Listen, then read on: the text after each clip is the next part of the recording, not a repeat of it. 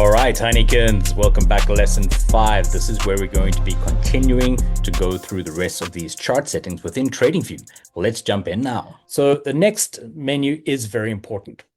All right, and this is going to be dealing with the specifically this one down on the side. Now, you can change a few of these things. You can have the currency and unit visible on mouse. So when you hover over the mouse, it should show you. Or always visible or always invisible. Don't stress about it. Leave that as default. Same with the scale models. Again, so at the moment, only if I hover over there will you see the A and the L appear. Take mouse off and it disappears. So yeah, don't stress about that too much unless you always want it on. Not a problem. Ignore this one. We don't worry about that. Scales placement is an automatic as to where they put the scales. If, for instance, you want to do everything on the left or everything on the right, all right, just leave it as automatic. Now, these are pretty useful, and we use this a lot. So, no overlapping labels, meaning if you had a couple of lines and they all had their own labels, what happens is if they're all very close, or if you scrunched your chart too much, then you start to really struggle to read it. So if by checking this box on here, no overlapping labels means that even though the lines will be very close, each line will have a different color, and those labels or price labels, line labels will be very clear to see. So that's a very useful tool. This is super handy. This is a great little shortcut. You can click on that to learn more. But basically, as I move my mouse, you'll see that little plus button, that little black and white one over there. That is pretty useful, and we will be utilizing that later. And then count down to bar close. Now, this is good because currently we're on the day chart. And according to the day chart, there's still 9 hours and 55 minutes left of this day chart, and specifically this day candle. If we were on an hour chart, it would say 54 minutes and 51 seconds. If we were on a 30-minute chart, it would say 24 minutes and 45 seconds. If it was on a 4-hour chart, it would probably also say 54 minutes because the new candle is due in 54 minutes and so forth. So having that countdown to bar close is very handy. Now, actually, the symbol, and that's obviously gold, you might see this very faint red dotted line. Okay, obviously, I'm using a crosshair, so just bear in mind that it might be hidden, but it's there, right? So I'm asking to see both the value, right, which is there in red. So that's the price of gold at the moment, $3,763, as well as that line. I can turn that line off and turn the value off, but it's best to have it there so you can actually see what the price is. And again, you can have the, gold as a name there, but I know I'm on the gold chart, so we keep that toggled off. If you wanted to change the color, or at least the thickness of that line that is showing the current price value, you can leave it as stock standard. You can make it thicker. It does change color. If it's a red candle, it'll be a red line. If it's a green candle, green line, or you could change it to any other color that you like. The symbol value, you can leave this a value according to the scale. Keep it simple. Don't play around with it too much. Now, indicators and financials. Now, at the moment, we only have one indicator on our charts. You won't see anything but ticking these on and off because the volume one is so small and pretty much irrelevant here. But when you start adding other ones, you're going to have a whole bunch of lines. And what happens is, and they can all be different colored lines. And they're going to have all these price labels, and there might be like 10 or 20 of them. They get very distracting. So suggestion just going forward, when it comes to the indicators and financials names and values, keep them unticked and it'll show as hidden. High and low is a really useful one for a lot of us in the different time frames.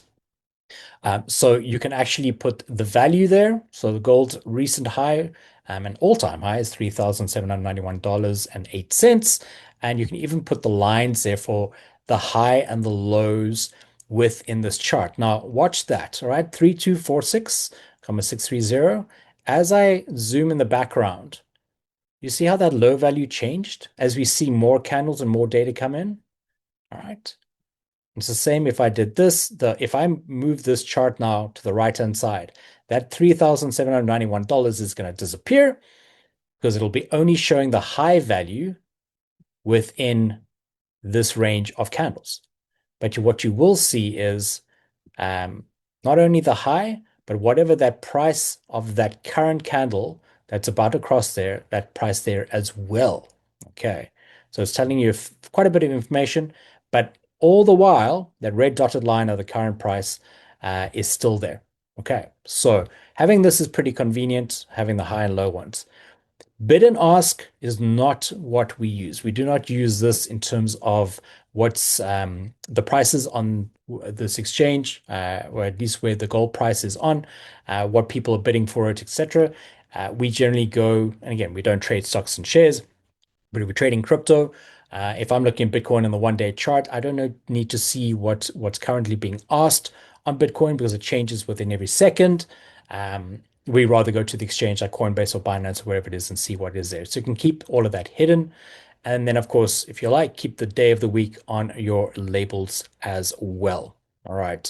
Again, toggle that on, toggle it off. If you want to keep it there, don't want to, that's up to you. Now, Canvas, one of the last ones we're going to get into.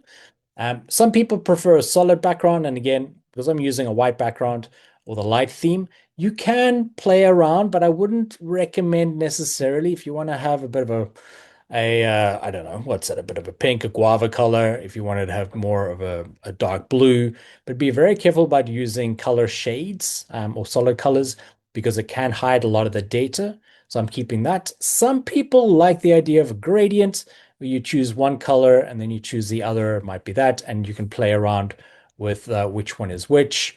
Again, it's entirely up to you guys and girls what you want to have. I'm going to go with the solid and it's white. Grid lines, you can change these. You can add them in or only have the vertical, only have the horizontal. You can change what color they are. Yeah, I wouldn't worry about it too much. Crosshair, this is this tool up here, which we're going to get into one of the following modules.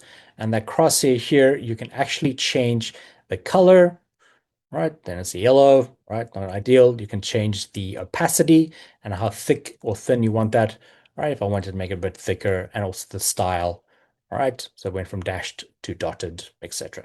All right, so that's fine. Now, watermark, this is if you get into replay mode. You'll have the watermark of the coin. But what a lot of people do actually is the ticker. So for instance, this is gold, and there you'll see the name gold in the background. Sometimes you see charts that have BTC. All right, I don't need replay mode, but you can say gold on the 1 day. You can have also the description of what the asset is. Now, again, I find it all very distracting, but if you feel that you want to have all of that, for instance, you want that, you can change the color of what it is and the opacity on that if you really want it to be pronounced. It's entirely up to you, ladies and gents. I don't utilize it. I keep it fairly clear because I do know that I'm looking at gold. If I were to publish this chart or put it on social media, it would already include that information. And if I had my watch list open, it will also be selected. So don't stress about that too much either, but entirely up to you. Now, if you find that you are a little difficult of seeing and you need the the price, at least the price scales, the price a little bolder, it doesn't change any of the data or the font size here, but it does change this around. You can change the color if you like, but again, entirely up to you. I mean, I can have it to about that size. Size 12 font is generally quite convenient. And again, you can play around with the line colors as well. All right, the rest of this, we leave the stock standard. If you wanted to have a little bit more space around the margins, again, don't worry about it too much. Trading. Now, as mentioned, I don't trade through TradingView. It's a bit of a security risk. I'd rather go to the exchange itself. But I find that these are a little annoying and I don't need them there. So I'm going to toggle them off. Simple. Lovely. The rest of this is not going to be applicable because none of it will show on your chart. You're not trading through TradingView. If you really want to at some point, we can talk about it. But again, from my side, not recommended. Alerts, alert lines, once you've set certain alert lines, which we'll get into a little later, as well as some of the settings around that. And these as well, we'll get into the alert section, so don't stress. And then the very last thing that I'd like to cover is sometimes you find, depending on what asset you're on, what crypto token or stock or whatever it is, these might pop up. If you hover over or you click on them, what it'll do is that's a little news icon, and that will tell you the latest news around gold specifically. because we're on the gold chart. If you're in Bitcoin, it'll be Bitcoin specific. And some people find it useful, so I can turn that off. As well as, for instance, in the States, it looks like today, there are a couple of things that are happening. And again, if you find that pertinent or not, turn it off. Once you're done with all those changes, ladies and gents, you click OK. And you'll see now that this area up here, the status line, is a lot cleaner. Everything else we've set, we've got the right time zone, and we're going to be getting into some of the other things around TradingView in the next modules, and that's going to include both looking at watch lists, starting to look at some of the drawing tools, and then we're going to start adding perhaps some other custom timeframes, as well as other indicators, and we're going to be looking at alerts. So thanks for tuning in for this slightly longer version of the HineyVersity Trading View overview. We'll catch you on the next one.